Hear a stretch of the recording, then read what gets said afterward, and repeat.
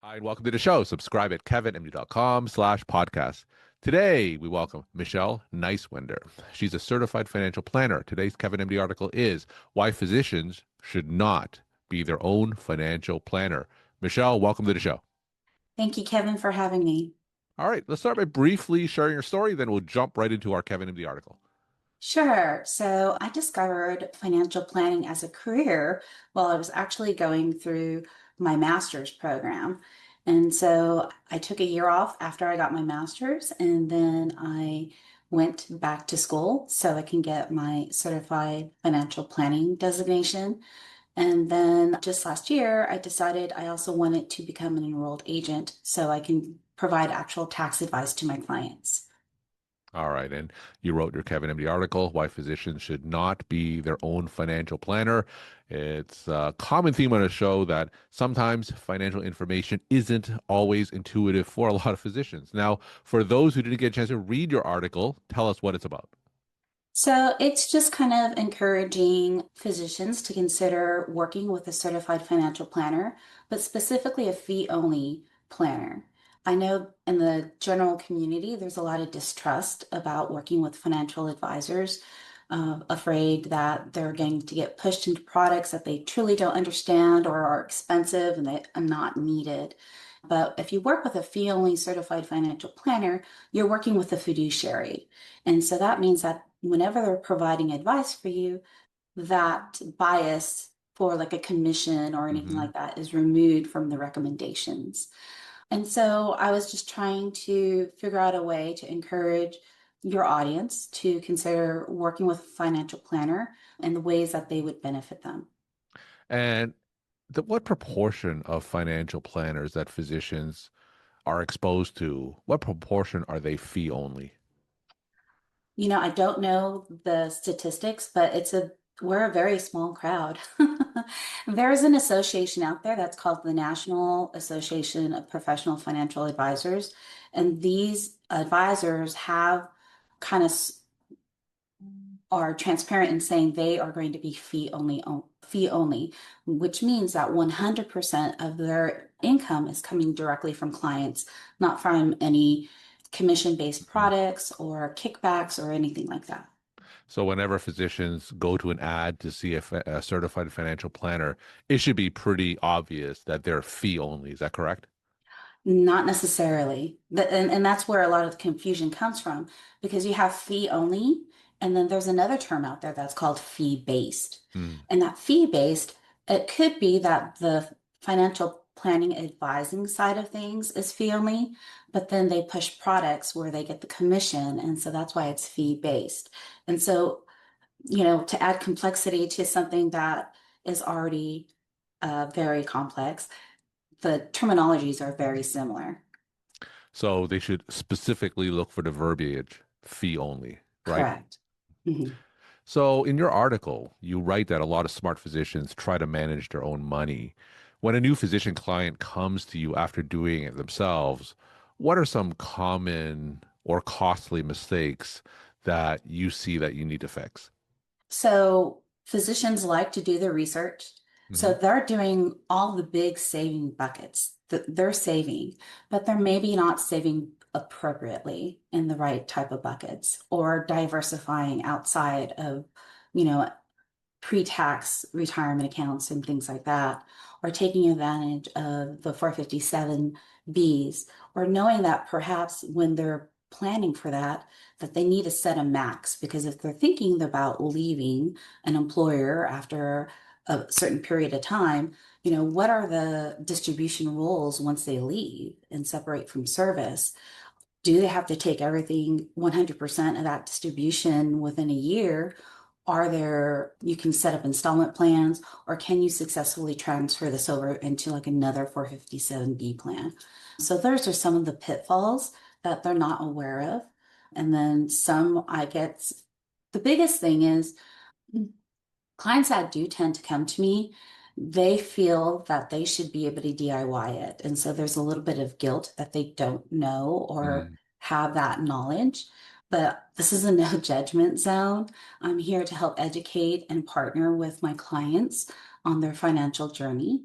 So, you know, That's one of the biggest things is Hmm. giving them permission to tell me what their dreams and hopes and expectations are, and then finding a way to help them reach that.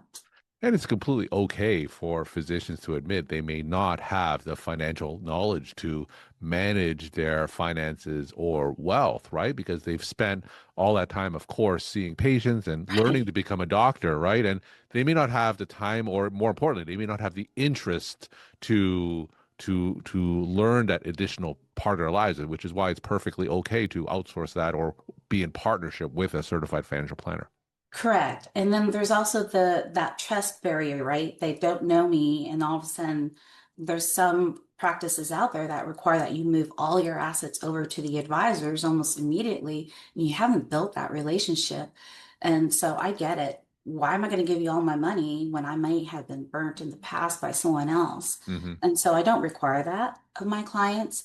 I do have that service. So at some point, either in the beginning and or later on, once we build a relationship and that's not something they want to deal with, they can you know delegate that to me, Hmm. but it's not a requirement. So you talk about sometimes financial stress contributing to the larger crisis of physician burnout. Mhm. Do you have any examples? And you don't have to give specific client, but in general, do you have any stories that you could share where financial stress can also contribute to physician burnout? Oh, of course. And this I've dealt with a lot of clients that when they come to me, they're almost approaching that burnout. They've been filling all the right buckets, but they don't know when it can end, when they Mm, can downshift and go to part-time to like 2 or 4 or 3 days a week. And so by working together, and when I do planning with my clients, Kevin, I'm not just planning for the next 5 years. We're also stretching out into the future. So if they have children, we're planning hmm. education and then covering undergrad or grad school slash medical school if that's what the desire is. We're also looking into the future like, hey, what do you think you want to fund for a wedding? Hmm. So we're planning those big ticket items out in the future so that when I'm telling them, you know what, you can reach financial independence or start downshifting by this time frame, that relieves the pressure because sometimes it's sooner than they think, but they didn't have the tools or the guidance in order to see that. So doctors, you write, are trained to be objective, but sometimes emotion is a key risk, right? So in your experience, which emotion does more damage to a physician's portfolio? Is it fear during a downturn or overconfidence during a bull market? So I want to say this depends on where they are in their life. Hmm. If they are getting closer to retirement, obviously a downturn in the market is going to make them want to be more reactive to what's going on. And by me discussing with them what their concerns are, if their goals have changed in the short term for us to make some kind of adjustment to their plan, we're able to go through the logic of why we're doing what we're doing and whether or not a change is appropriate. And then I get some clients that are chasing those highs or that new fantastic stock Hmm. or cryptocurrency was a big one. And it's just discussing with them how that's going to fit into their plan.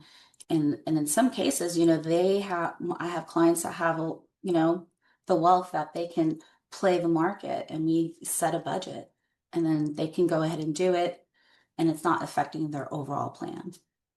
So in terms of alternative investments, real estate, Mhm. crypto, startups, IPOs, what do you find are the common themes that distract physicians from their long-term financial plan? Is there any specific one that you're encountering most often?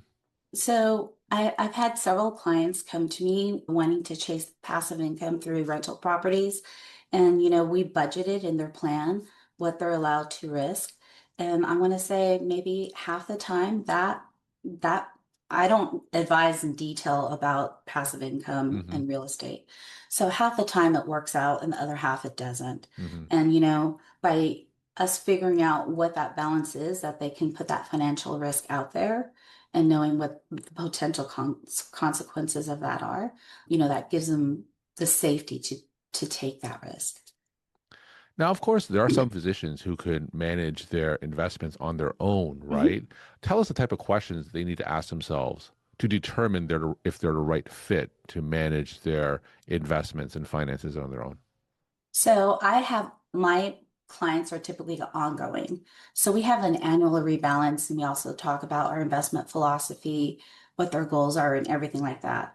So whether or not I invest my clients' money in-house, they all get portfolio recommendations with specific funds on how to rebalance and invest on their own. Hmm. And so that helps take that burden off. I am a proponent of passive index funds when building out portfolios instead of chasing active funds Hmm. that typically have are more expensive. And then when you factor that in, the overall return isn't that much more significant. Hmm. And so it's educating, and then depending on their level of confidence of investing and willing to stick with the philosophy that we follow here, I'm perfectly okay with clients investing on their own. Can you give an example of a quote unquote small mistake for a high earning physician that may snowball into a massive seven-figure loss over the span of a career? What's an example of something that could be overlooked that could lead to bigger consequences later on in the career? Well, there's a variable. So I have some clients that don't know or have heard of the backdoor Roth. Mm, Another thing is if you're a tax professional, I often recommend things to clients like donor advised funds and how to use it to offset capital gains when we're rebalancing and things like that. And maybe their tax professional doesn't understand how that works, or even backdoor Roths. I run into that sometimes. explain what a backdoor Roth is for those who aren't familiar. Sure. So once you hit an income, a certain income, you cannot directly contribute into a Roth IRA. And so what you have to do is you have to make a non-deductible contribution into your traditional IRA. You wait a week or so, and then you convert it into a Roth. And because you're converting it so quickly, there's really no growth because it was in cash. So it's like a zero tax-free transfer into your Roth account. And although right now it's only 7,000, if you're under 50 or $8,000 a year, you slowly build at those things. Another thing that some physicians miss is if they have a 401k plan that has a non-Roth after tax component to it, they can contribute, not only max out their pre-tax contributions there, which is 23,500, but then they can contribute an additional, I believe it's like, well, it also has to factor in what their match portion is, so that number is a little weird, but let's just say up to $20,000 because I don't know what the match is. Mhm. And then the plan often allows them to do an in-plan Roth conversion. So you put that money in there, and now you're converting another potentially $20,000 into a Roth, building up this future Mhm. tax-free pot of money. So that's a big one that often gets missed. Now, when looking for a certified financial planner, other than being fee only, what are some other characteristics physicians should look for when researching financial planners? Definitely go to the CFP website and look for a CFP, because sometimes I've discovered people claim they're CFPs, but when you look on the website, they're not Mm. listed there. And everyone's listed there as just like a general, like a phone book listing. And then you can pay for an enhanced listing if you want. So if they are truly credentialed and allowed to practice as a CFP, they're going to be on that website. We're talking to Michelle Neiswender. She's a certified financial planner, and today's Kevin MD article is Why Physicians Should Not Be Their Own Financial Planner. Michelle, let's end with some take-home messages that you want to leave with the Kevin MD audience. Sure. Many physicians seek out second opinions when they're encountering a special problem or case issue. And so I think everyone should at least get a second opinion on their financial plan.